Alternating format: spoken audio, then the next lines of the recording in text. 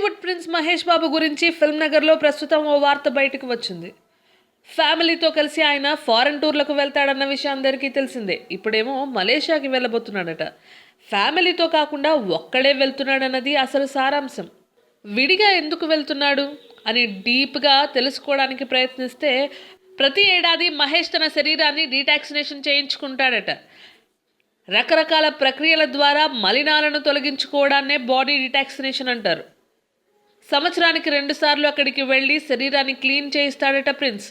ఈ ప్రాసెస్ వల్ల skin tone చాలా షైనీగా ఉంటుందని, ప్రస్తుతం ఈ పని మీద మలేషియాకి వెళ్ళబోతున్నాడని టాక్. హెల్త్ గురించి ఇంతలా కేర్ తీసుకోవడం వల్లే మహేష్ అంత హ్యాండ్సమ్గా కల్పిస్తాడని అంటున్నారు. ఉన్నట్టుండి షూటింగ్ మధ్యలో ప్రిన్స్ టూర్ వేయడానికి కారణం లేకపోలేదు.